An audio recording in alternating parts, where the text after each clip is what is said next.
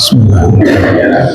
Assalamualaikum warahmatullahi wabarakatuh.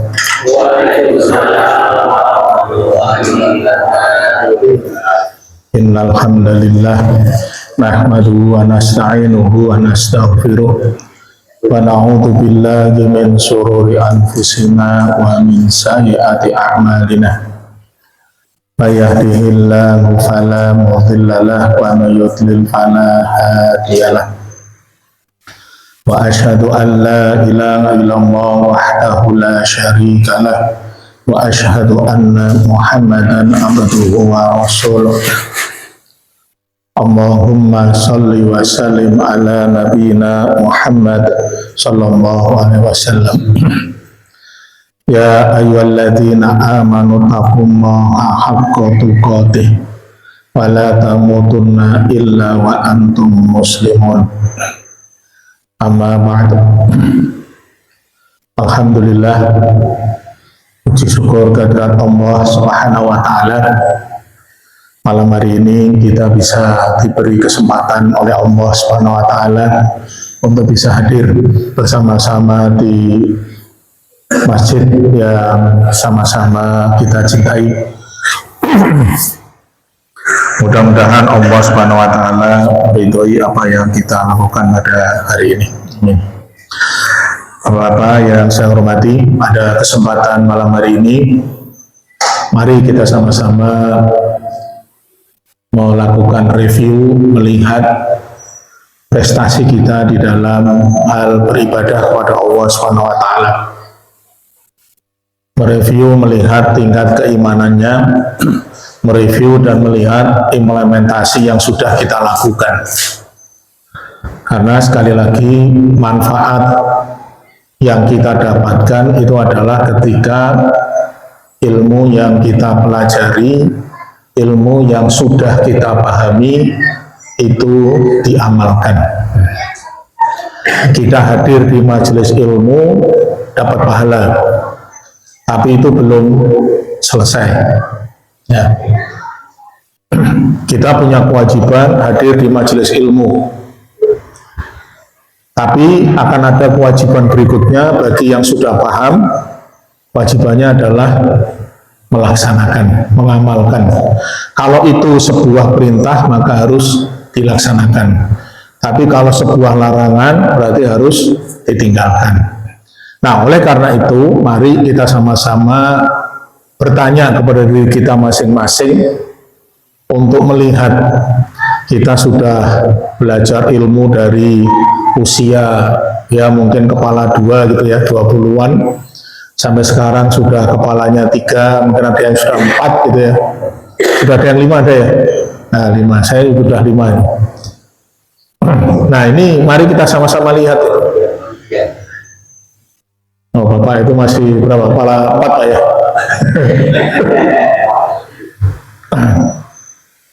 Masalah umur itu Allah tidak tahu ya. Bagi yang umurnya sudah 5, 6, 70 itu alhamdulillah. Jadi sudah pernah muda, nah gitu kan. Kalau yang masih muda belum tentu nanti bisa nyampe umur segitu, betul ya? Nah, Anda yang sudah umurnya kepala 5 ini bersyukur kepada Allah. Anda sudah dikaruniai pernah muda. Nah, saya nggak mengatakan sekarang tua, enggak, dulu pernah muda, gitu kan. Dan kita harus bersyukur, Pak, karena belum tentu orang lain nyampe seperti kita loh, Pak. Benar, belum tentu, Pak. Nggak ada jaminan.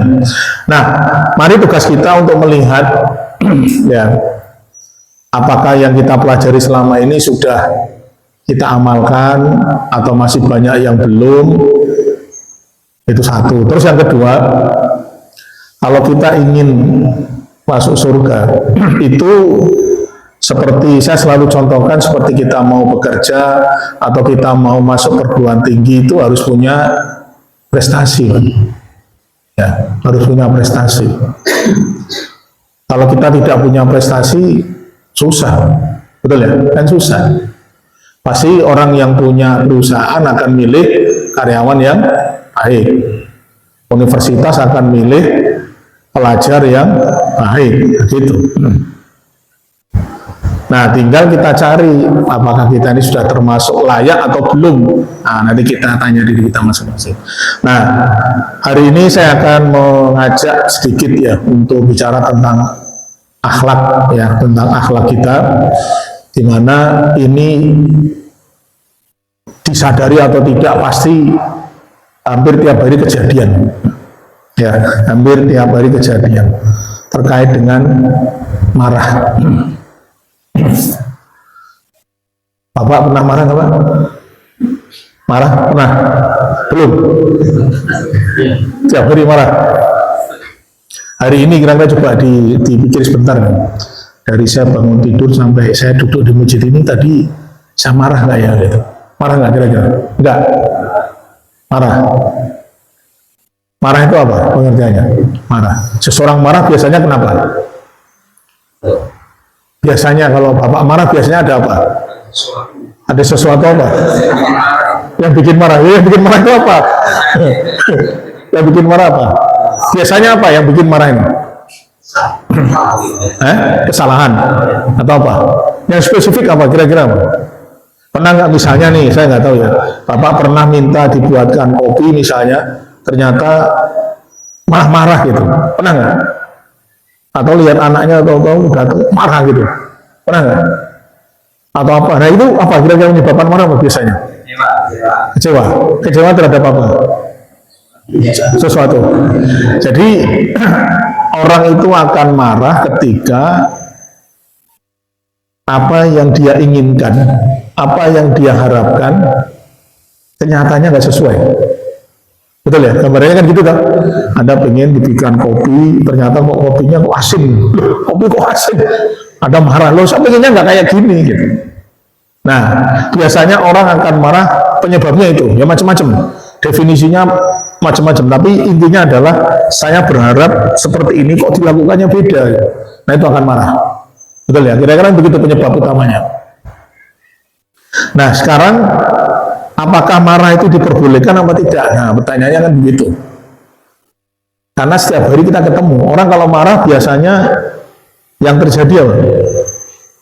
Sini ini panas Pak ya, dongkol ya. Terus di sini ini cenut, pengen emosi gitu. Kalau ada alat tensi itu diukur tensinya naik. Betul ya? Asam urat. Kalau yang kulitnya agak putih itu kelihatan loh, akan jadi agak semu-semu merah gitu. Kalau yang coklat ya coklatnya jadi agak gelap. Kalau lagi marah gitu biasanya, matanya itu juga kelihatan. Kalau yang hitam ya semakin gelap gitu, semakin gelap. Itu kalau marah kan begitu. Nah pertanyaannya adalah marah itu boleh apa tidak kan begitu. Ya. Nah kalau pengen tanya, mari kita lihat dulu Nabi Sallallahu Alaihi Wasallam, ya Nabi Muhammad SAW pernah marah apa tidak? Nah pertanyaan gitu, pernah marah apa tidak?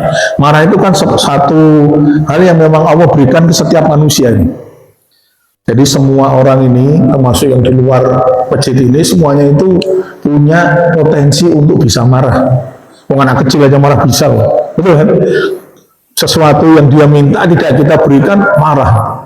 Marah itu ada yang marahnya ringan, ada yang sampai agak berat itu, sampai orang punya tantrum atau apa istilahnya, mutung ya, kalau bahasa daerah saya itu mutung, kalau bahasa sini apa? Tundung, saking marahnya gitu. Nabi Muhammad SAW itu beliau akan marah ketika agama Allah itu dihina, agama Allah dilecehkan, itu beliau akan emosi. Tapi ketika di luar itu urusan dunia, urusan dirinya diejek, dirinya dihina, direndahkan, beliau nggak pernah marah. Ya, tidak pernah marah. Dan itu dibuktikan oleh perilaku beliau setiap hari. Ini sebuah cerita yang membuat saya terinspirasi. Begitu luar biasanya beliau bisa menahan marah. Waktu beliau sudah meninggal, Abu Bakar Siddiq itu bertanya kepada putrinya Aisyah binti Abu Bakar. Dia bertanya, ya Aisyah. Aisyah ini kan istrinya Nabi ya. Jadi Abu Bakar ini termasuk mertuanya Nabi, juga sahabatnya. Wahai Aisyah, selama ini aku selalu berusaha untuk mencontoh Rasul. Saya ingin tahu dari kamu apa yang belum pernah saya lakukan, belum pernah saya contoh. Terus Aisyah menyatakan apa? Aisyah menyampaikan, wahai bapakku, tiap pagi Rasul itu datang ke pasar, di ujung pasar sana ada seorang pengemis. Pengemis itu buta. Setiap hari Rasul selalu membawakan makanan untuk dia dan selalu diberikan makan pengemis itu. Oh, kalau begitu besok siapkan seperti biasa, nanti saya yang akan ke sana. Singkat cerita, Abu Bakar Siddiq datang ke sana. Datang ketemu sama pengemis. Pengemis itu orang Yahudi, bukan Muslim ya, bukan. Kemudian disuapi seperti biasanya, disuapi. Ketika disuapi itu, si orang ini ngomong, ini sepertinya bukan orang yang biasa nyuapi saya. Dia bilang begitu. Terus Abu Bakar Siddiq bilang, udah nggak apa-apa, yang penting yang tetap ada. Terus si orang pengemis ini ngomong apa? Saya mau nasihati kamu. Kamu jangan ikuti Muhammad. Muhammad itu orang gila. Muhammad tukang sihir. Abu Bakar Siddiq merasa panas hatinya. Pengen marah nih. Wah, ini orang ini keterlaluan ya. Dia itu tiap hari disuapi, dikasih makan sama seseorang yang bernama Muhammad. Tapi si orang ini menghina Muhammad di depan orang mertuanya ini, di depan Abu Bakar Siddiq. Panas dia sebenarnya, tapi dia tahan. Pokoknya kamu jangan ikut Muhammad. Terus Abu Bakar Siddiq bilang apa? Begini, oh itu ya, tahan dulu, begini emosi kan. Terus dia ngomong, kamu tahu, memang betul, aku adalah bukan orang yang biasa setiap hari memberi makan engkau di sini.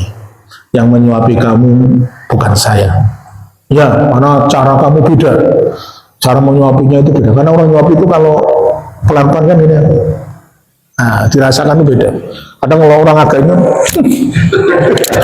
beda. Ya, beda. Nah, si pengemis ini begitu, dia mau memahami kok beda gitu. Ya, kok beda. Oh, beda. Nah, terus Abu Bakar bicara ke beliau, ke si pengemis ini. Kamu tahu siapa yang setiap hari memberi makan engkau? Memang siapa? Muhammad. Orang yang kau bilang gila, orang yang kau bilang tukang sihir, yang kamu bilang tukang bohong. Ya Allah, dia langsung nangis, sedih. Abu Bakar Siddiq pun ketika ngomong nangis, karena dia merasa orang yang segini baiknya dipermalukan, dihina. Singkat cerita, si orang pengemis ini masuk Islam ketika tahu bahwa orang yang setiap hari memberi makan dia itu adalah Rasulullah SAW. Kemuliaan akhlak yang seperti inilah yang harusnya mari kita sama-sama miliki. Banyak sekali dakwah yang dilakukan oleh Nabi itu berhasil karena akhlak. Ya, karena akhlak yang baik. Dulu ada seseorang yang datang kepada Rasulullah SAW. Ini ada sebuah hadis diriwayatkan oleh Imam Bukhari. An Abi Hurairah radhiyallahu anhu, ar-rajulan qala li Nabi sallallahu alaihi wasallam, ausi qala la tahdab. Rawahul Bukhari. Dari Abu Hurairah radhiyallahu anhu, bahwasanya seseorang bertanya kepada Rasulullah sallallahu alaihi wasallam, ya Rasulullah, berilah aku wasiat. Kemudian beliau sallallahu alaihi wasallam bersabda, janganlah engkau marah, Beliau meminta hal itu berkali-kali. Beliau bersabda, janganlah engkau marah. Jadi ada seseorang yang minta nasihat kepada Nabi. Dia datang minta nasihat kepada Nabi, kemudian Nabi SAW memberikan nasihat, jangan marah. Jadi marah itu harus kita atur sedemikian rupa, jangan sampai marah itu tidak pada tempatnya. Jadi ketika ada seseorang yang menghina agama Allah, melecehkan agama Allah, ya kita boleh marah. Tapi ketika hal yang sifatnya hubungan manusia dengan manusia, mari kita tahan, sabar. Tapi cuman kenyataannya banyak di antara kita yang terbalik, ya, terbalik. Pulang dari kerjaan, puyeng kepalanya. Kembali sama bosnya, pulang kucing nggak salah nggak apa-apa, enggak. Kalau tahu istrinya nanya, Mas mau ngopi? Enggak. Tuban Mas, nggak usah ngopi, udah sekali lagi ya. Nah, ini mari kita jaga. Nah, kita coba pelajari hadis yang tadi barusan saya baca tadi. Ketika ada seseorang datang minta nasihat, ini Nabi mengajarkannya. Nabi pernah menyampaikan dalam sebuah hadis, ya, menyampaikan dalam sebuah hadis tentang hak muslim dan muslim. Ya. Jadi seorang muslim itu punya hak kepada muslim yang lain. Itu ada 6, ya, ada 6. Masih ingat apa saja? Ada 6. Kalau pertama apa? Kalau ketemu ucapkan salam. Jadi kalau Anda ketemu dengan sesama muslim, itu ucapkan salam. Assalamualaikum. Nah, gitu. Minimal begitu. Assalamualaikum. Siapa yang duluan mengucapkan salam, dia yang baik. Nah, yang mendengar jawab minimal waalaikumsalam. Itu sama. Kalau pengen lebih baik, waalaikumsalam warahmatullahi. Waktu tahu lagi tambah lagi. Waalaikumsalam warahmatullahi wabarakatuh. Nah, cuman kalau yang ngasih salamnya udah panjang, ya ini udah nggak bisa lebih baik lagi sudah. Kalau ngasih salam assalamualaikum warahmatullahi wabarakatuh, nah udah, ya wes, ya sama akhirnya. Waalaikumsalam warahmatullahi wabarakatuh. Itu yang pertama, ya. Jadi nanti ingat-ingat kalau ketemu saudara muslim ucapkan salam assalamualaikum waalaikumsalam. Yang kedua, kalau diundang, jika dia mengundangmu maka hadirilah. Nah, jadi kalau diundang datang. Undangan apa Pak? Ya, pokoknya diundang. Karena nggak disebutkan undangan apa. Ya, oh, diundang datang. Ayo datang ke rumah, datang. Kalau nggak bisa ya ngomong apa, nggak bisa gitu. Ya kalau nggak bisa ngomong. Nah, banyak orang yang keliru ya. Tidak bisa, tapi bilang insya Allah, itu nggak boleh.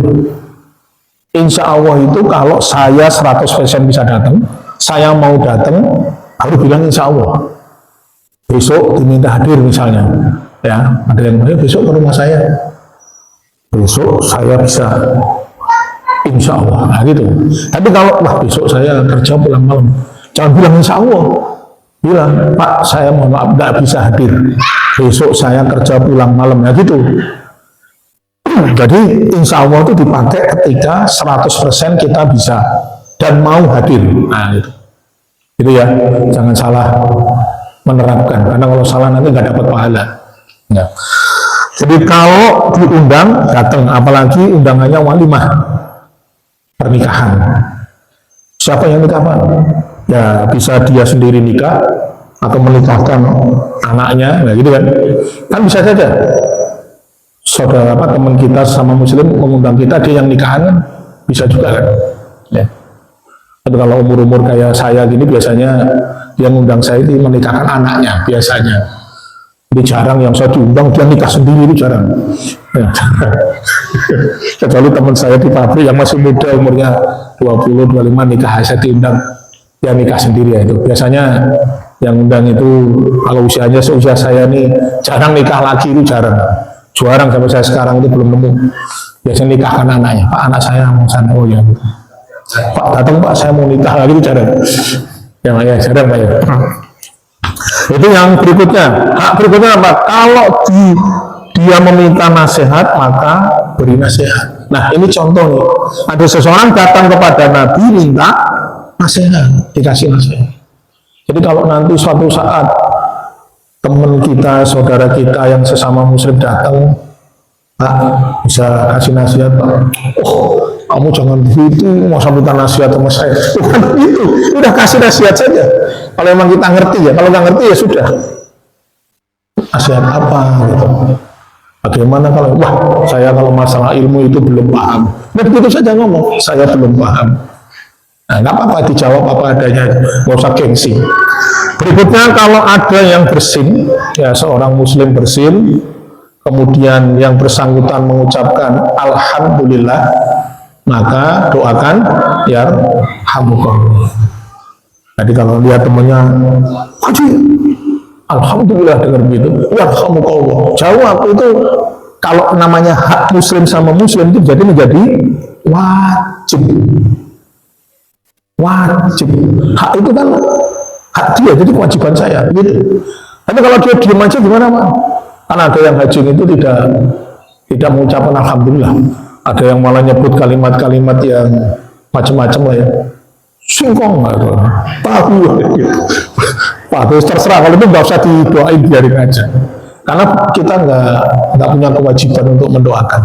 Kewajiban itu ketika saudara kita sama muslim mengucapkan alhamdulillah, maka doakan yarhamukallah.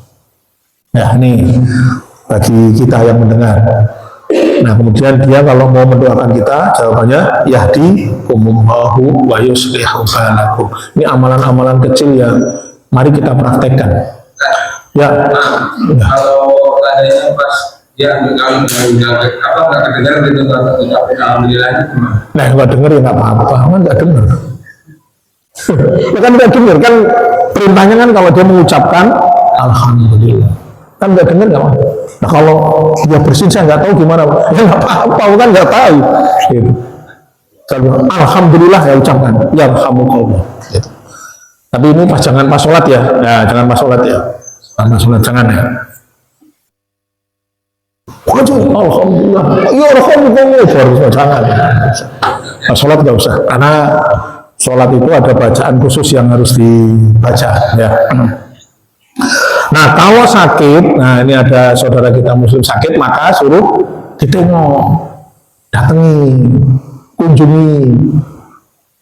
Ya walaupun cuma datang, ya syukur kalau bawa sesuatu, kalau enggak ya nggak usah, nggak apa-apa. Ya nggak usah bawa apa-apa, nggak apa-apa, penting datang aja. Ayo datang tengokin. Ya. Nah itu pahalanya besar. Nah kalau dia meninggal, ikuti jenazahnya, ikuti antar sampai dikubur. Bukan kita ikut dikubur, bukan kita ikut mengubur. Itu. Nah itu hak-hak ya. Nah ini sekedar menggambarkan saja. Salah satu hak yang kita bahas ini adalah ketika seseorang minta nasihat, beri nasihat. Nah, kemudian contoh di sini, Nabi memberikan nasihat itu sesuai dengan kebutuhan. Ya, memang ini nggak gampang ya. Jadi kalau kita lihat hadis Nabi itu kadang-kadang ada orang bertanya begini, dijawabnya ini. Orang yang begini jawabannya begini. Ini ada yang bertanya, jawabannya begini. Padahal pertanyaannya mirip nih. Seolah saya diberi nasihat ya Rasulullah. Nah, Rasul memberikan nasihat kepada orang ini jangan marah. Kenapa? Karena orang yang nanya ini sering marah. Sering marah. Jadi orangnya sering emosian dan Nabi tahu ini orangnya sering ngamuan nih. Sering bikin emosi nih. Jadi dia sering emosi, sering bikin masalah. Nah, karena emosian maka Nabi nasihati dia jangan marah. Nanti ada orang lain yang nanya diberi nasihat yang lain sesuai dengan kebutuhannya. Nah, bicara tentang masalah ini, bicara terkait dengan sifat untuk tidak marah ini, saya masih ingat saya pernah bahas ya di pengajian ini, tentang menahan marah itu merupakan salah satu, ya kan? Salah satu ciri orang yang apa? Bertakwa. Jadi orang yang bisa menahan marah itu merupakan salah satu ciri orang yang bertakwa. Dulu saya pernah bahas, ada di surat Ali Imran ayat 134.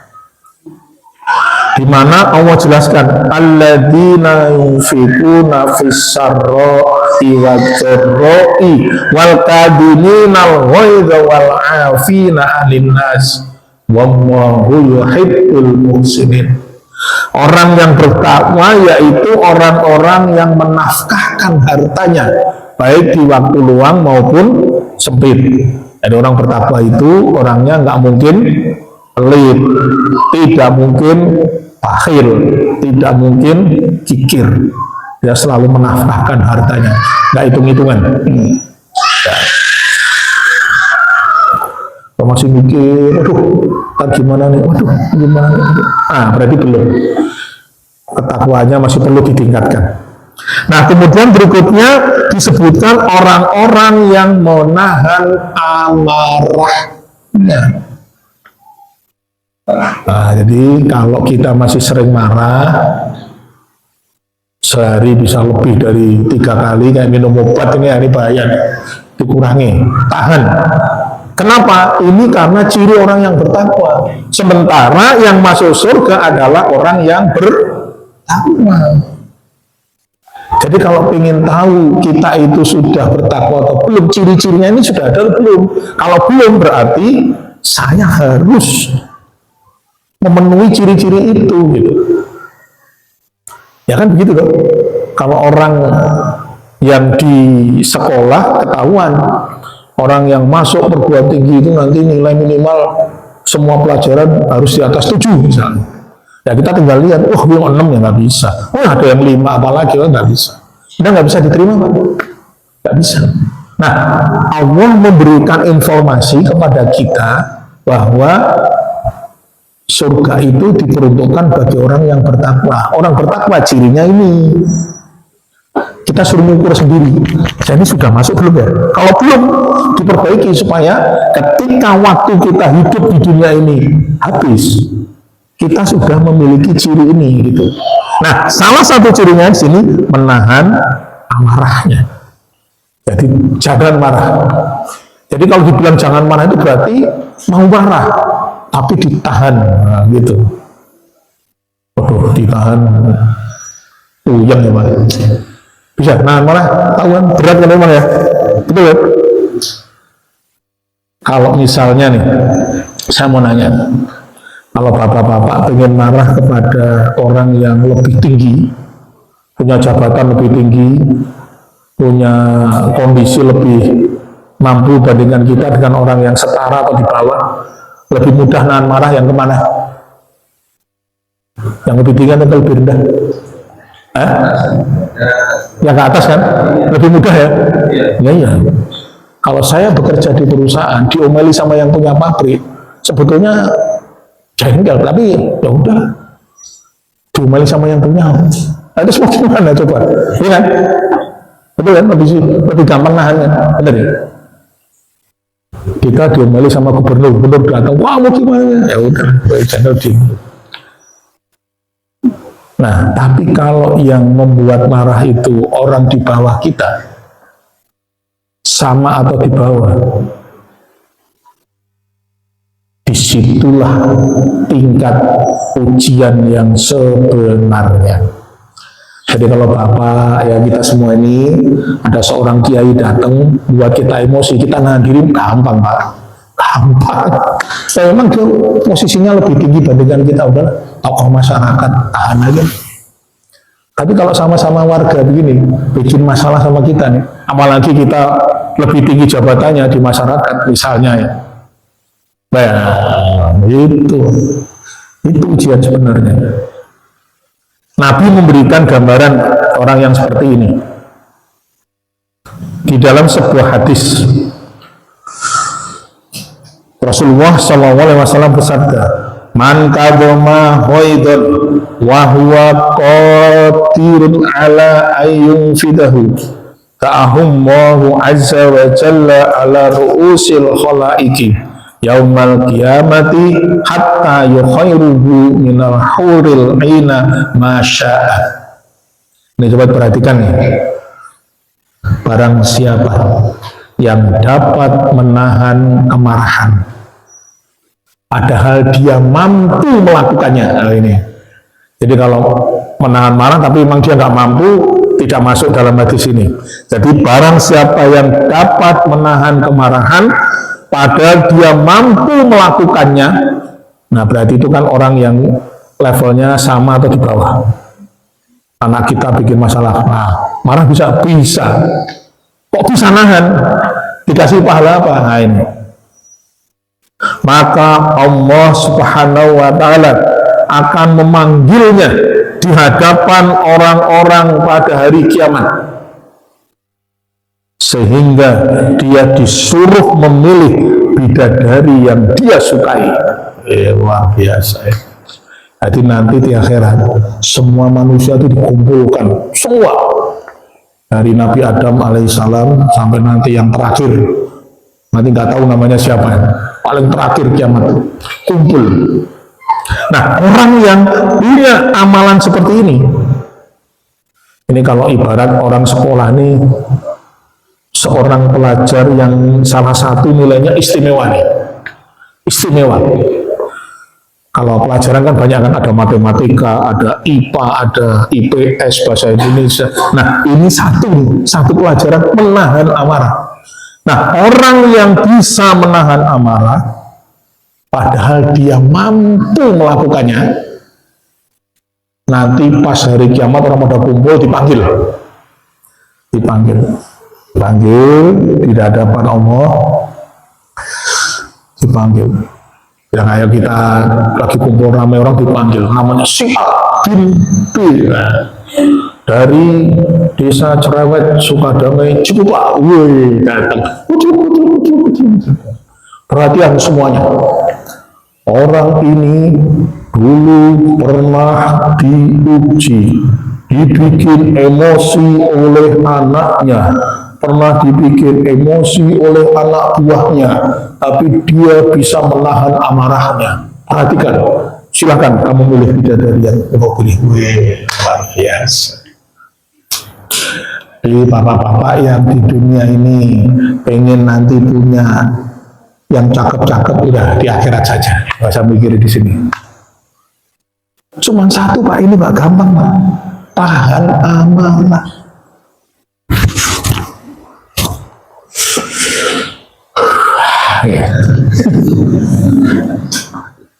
Tapi ojo ngamuan, ojo emosinan ya. Kalau bahasa dari saya itu ojo ngamuan. Wah, dia bikin jaga, ya benar, justru orang itu akan marah ketika dibikin jengkel. Gitu. Jangan marah. Jadi ketika nanti mau emosi, ingat bidadari gitu. Pahalanya yang gede. Oh iyalah. Nah, ini yang mengucapkan Nabi loh, saya sampaikan. Dan ini memang tidak mudah Pak, betul tidak mudah. Makanya pahalanya gede. Ya. Makanya ya memang berat, ya berat. Makanya pahalanya gede. Ya kalau orang siapa yang ngamuan dikasih bidadari banyak, dapat semua kalau begitu. Gitu. Siapa yang ngamuan dikasih, wah kalau gitu dapat semua Pak. Tapi kalau begini kan nggak semuanya dapat. Hanya orang-orang yang istimewa lah. Kalau orang sekolah ini nilainya 9-10 nih, betul nih. Nah ini bener kan gitu kan. Tahan. Yang paling susah kan memang itu. Kita bisa marah, tapi kok nahan. Nah ini luar biasa. Kalau kita misalnya jengkel sama orang yang tinggi jabatannya, ya itu memang nggak bisa marah, maka nggak dikasih pahala yang luar biasa, enggak. Yang bisa itu adalah yang seperti ini. Ya. Makanya kita harus berupaya. Nabi menjelaskan ya di dalam hadis bahwa kemarahan itu merupakan bara api di hati anak Adam, anak keturunan Nabi Adam. Jadi kita ini seperti bara api. Makanya orang kalau marah itu panas hatinya. Kalau kayak bara api panas. Panasnya karuan, panas. Nah, disitulah kita diperintahkan untuk bisa mengendalikan diri. Karena Nabi menyebutkan bahwa ini adalah bara api yang dilemparkan oleh setan ke dalam hati anak Adam. Jadi marah timbul itu nggak apa-apa, tapi harus dikendalikan. Jadi kalau marah itu wajar Pak, tapi harus kendalikan. Nah, terus bagaimana caranya supaya kita bisa? Nah, ada salah satu resep yang disebutkan oleh Allah Subhanahu wa taala di dalam Al-Qur'an. Dan juga Nabi juga menyebutkan di dalam hadis. Di dalam Al-Qur'an surat Al-A'raf ayat 200. Allah Subhanahu wa taala berfirman, wa imma yanzaghannaka minasyaitoni nas'un fasta'id billah innahu sami'un alim. Jika kamu ditimpa sesuatu yang berasal dari godaan setan, maka berlindunglah kepada Allah. Tadi kan Nabi menyebutkan marah itu dari setan, maka ingat kepada Allah. Ini ada sebuah cerita Pak terkait dengan ayat ini. Ya, saya pernah sampaikan di sini, tapi saya ulangi lagi. Tadi Abu Hurairah pernah menceritakan. Dia cerita di kondisi di Arab Saudi sana. Di sana itu anjing itu gede-gede, Pak. Anjingnya itu gak kayak kita kecil-kecil itu, anjingnya itu gede dan galak-galak. Nah, itu ada pertanyaan di orang kumpul ini ditanya, bagaimana caranya kalian bisa selamat dari gonggongan anjing, dari gigitan anjing yang mau menggigit kalian? Ada yang jawab, saya pukul pakai kayu. Ada yang bilang, saya lempar pakai batu. Ada yang jawab begitu. Terus ada yang jawab, saya lari sekencang-kencangnya. Oke. Terus kemudian dijawab oleh beliau, ketika kalian lempar dengan batu, dia akan mundur. Tapi begitu batu Anda habis, dia akan mendekati Anda lagi. Jadi kalau anjing itu yang model herder yang gede itu, yang suka dibawa polisi nyari-nyari itu kalau dilepas Pak, situ mau ngadepin berani, mau bawa penteng ini dia nggak takut Pak, mau gitu, tanda gini, dia gini, begitu Anda mau mukul orang dia mundur dikit, tapi begitu Anda balik sana, dikejar lagi, begitu kan? Anjing itu kan gitu. Ya kalau anjing kecil yang cuman lewat sering kita lihat itu ditendang, dia kabur dia. Itu udah kabur. Kalau yang anjing hancur gitu, di Jerman itu, atau kayak bulldog itu yang gitu-gitu kan. Itu kalau ini, gitu kan. Itu kan nggak berani. Nah, terus akhirnya apa jawabannya? Kalian minta perlindungan ke yang punya anjing. Anjing itu paling takut sama yang punya. Betul? Coba kalau anjing itu mau marah, kita ngomong sama yang punya, ayo, udah boleh, diem Pak, malet Pak, betul kan? Nah, ini penjelasan ini. Kalau kalian digoda setan, jangan kalian lawan, Anda pasti kalah. Minta perlindungan yang menciptakan setan siapa? Allah. Jika kalian ditimpa godaan setan, berlindunglah kepada Allah. Makanya Nabi juga menyampaikan dalam hadis ketika sholat, kalau kita ragu-ragu, kok pikirannya melayang kemana-mana, itu godaan setan, Pak. Maka minta perlindungan kepada Allah. Nabi ngajarin apa? Suluh berludah ke arah kiri. A'udzubillahi minasyaitonirrajim. Nah gitu, suruh begitu. Tapi mudahnya gini aja, jangan. Wah, udah nutup. Sebelahnya kalau jamaah kan sebelahnya tersinggung. Agak ribut. Bangun tidur pun juga begitu. Baca a'udzubillahi minasyaitonirrajim. Jadi kalau nanti mau marah, bacain. Nah, ada sebuah hadis, ya, ada sebuah hadis yang diriwayatkan oleh Imam Bukhari dan Imam Muslim. Ya. Istaghfar rajulani inda Nabi sallallahu alaihi wasallam wa nahnu indahu julusun wa haduhuma yusabbu sahibah muhdaban qati marra wajhuhu faqala Nabi sallallahu alaihi wasallam inni la a'lamu kalimah law qalaha la tabatahu ma yajid law qala a'udzu billahi minasyaitonir rajim wa qalu lirajul ala tasma'u ma yaqul an-nabi sallallahu alaihi wasallam qala inni lastu bimajnun. Ada dua orang saling memaki. Ini ada dua orang saling memaki. Saling memaki itu saling menghina, saling mengejek. Kita tahu lah ya, ada dua orang saling mengejek, adu mulut. Oh, ayo, berantem itu, adu mulut. Dua orang di sana di zaman Nabi ini. Di sisi Nabi Shallallahu Alaihi Wasallam pada saat itu kita sedang duduk bersama beliau Shallallahu Alaihi Wasallam. Jadi sahabat yang cerita ini ya lagi duduk sama Nabi, ada dua orang berantem. Ya berantemnya pakai bahasa Arab ya. Karena bukan orang Indonesia kan pakai bahasa Arab. Ya gitu berantem. Nah ada dua orang lagi saling memaki. Oh di sini ya mungkin bahasanya bahasa inilah kebun binatang pada keluar berantem adu mulut. Kambing, kamu juga kambing, wedhus, aku wedhus ya, berantem gitu. Nah saat itu sahabat ini kumpul bareng Nabi. Nah Nabi melihat berantem. Nah ketika mereka saling mencela, saling memaki, wajahnya merah. Kemudian Nabi SAW menyampaikan, kalau salah satu dari mereka ini lagi itu mengucapkan satu kalimat, a'udzubillahi minasyaitonirrajim, aku berlindung kepada Allah dari setan yang terkutuk, maka pertengkaran itu akan selesai. Jadi yang ngomongnya harus yang berantem. Ada orang berantem, kita ngomong, a'udzubillahi minasyaitonirrajim, enggak bisa yang berantem tetap berantem, malah kita yang dipukulin berdua. Kamu bilang saya setan, pukulin nanti malah kita dikeroyok nanti. Yang berantem salah satu ini ngomong, a'udzubillahi minasyaitonirrajim, enggak jadi. Enggak jadi. Ya.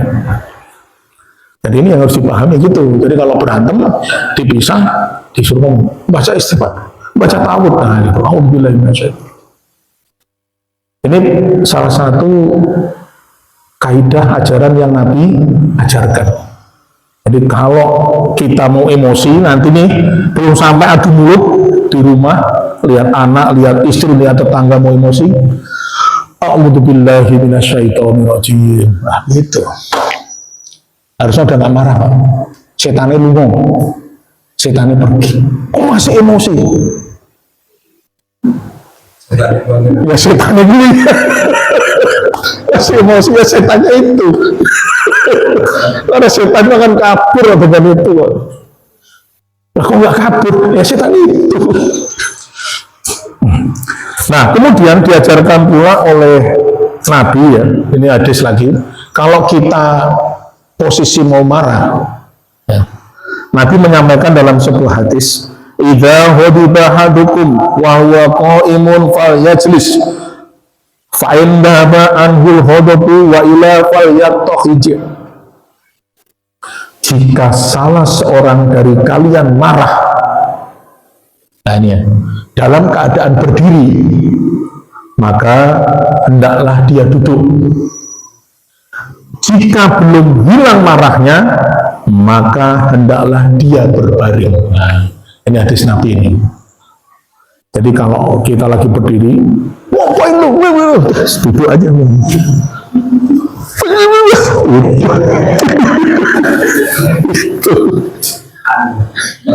Begitu. Kalau jatuh tidur nggak mungkin marah Pak, nggak mungkin. Itu nggak mungkin. Karena orang kalau marah itu sebaliknya Pak. Orang kalau tidur emosi langsung berdiri gitu Pak. Duduk gini emosi berdiri Pak. Kamu segan sembarangan masih berdiri, betul kan? Kalau marah kan gitu kan? Ya lagi duduk emosi. Ngapain lo masih orang berdiri begini? Ngapain? Ya mungkin. Nah jadi ini Nabi ngasih cara nih, yang ngasih cara kalau lagi berdiri mau marah duduk. Kok belum hilang? Tidur Pak. Ya, kok tidur masih marah? Stres. Stres nggak mungkin lah orang tujuan kok marah, nggak mungkin. Nah ini nanti dibuktikan aja Pak. Kita latih. Kita dikasih contoh sama Nabi ya. Dikasih ilmunya. Pertama baca a'udzubillahi minasyaitonirrajim.